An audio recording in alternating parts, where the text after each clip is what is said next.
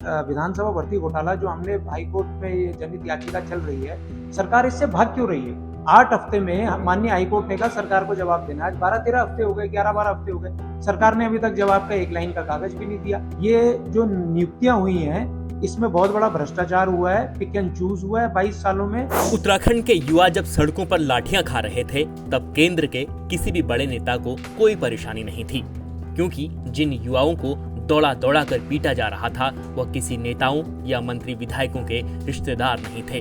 लेकिन जब विधानसभा में बैकडोर भर्तियों का खुलासा हुआ और मंत्री विधायकों के रिश्तेदार बर्खास्त किए गए, तो केंद्र के बड़े बीजेपी नेता सीएम धामी को चिट्ठी लिखने लगे।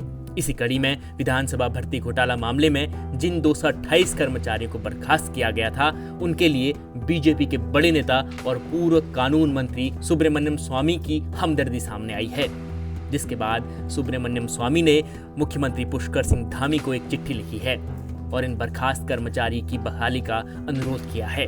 सुब्रमण्यम स्वामी ने अपने पत्र में लिखा, मुझे लग रहा है कि इनके साथ अन्याय हुआ है। एक ही राज्य में एक ही तरह से लगे कर्मचारियों के साथ अलग अलग भेदभाव किया जाना ठीक नहीं है। आपसे आशा ही नहीं बल्कि पूर्ण विश्वास है कि आप इन 228 कर्मचारियों को पुनः बहाली जरूर करेंगे। बीजेपी नेता सुब्रमण्यम स्वामी के इस पत्र के बाद देहरादून में खलबली मच गई। सामाजिक कार्यकर्ता अभिनव थापर ने इस मामले में धामी सरकार को कटघरे में खड़ा कर कई सवाल खड़े कर दिए हैं।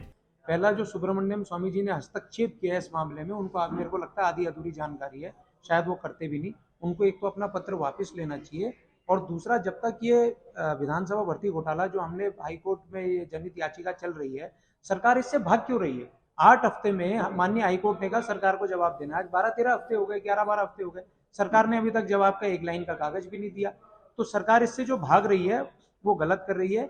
ये जो नियुक्तियां हुई हैं, इसमें बहुत बड़ा भ्रष्टाचार हुआ है, पिक एंड चूज हुआ है 22 सालों में। इसमें आर्टिकल 14, आर्टिकल 16, आर्टिकल 187 कॉन्स्टिट्यूशन का, रिजर्वेशन का उल्लंघन हुआ है, एजुकेशन क्वालिफिकेशन क्राइटेरिया का उल्लंघन हुआ है, और इसमें प्रोसीजरल उल्लंघन हुआ है। कोई टेस्ट नहीं, कोई नियम नहीं, आप आए, आपका चाचा आया, मेरा भतीजा आया, सबने अपना उनको नौकरी दे दी। तो हम उस करप्शन के खिलाफ हैं।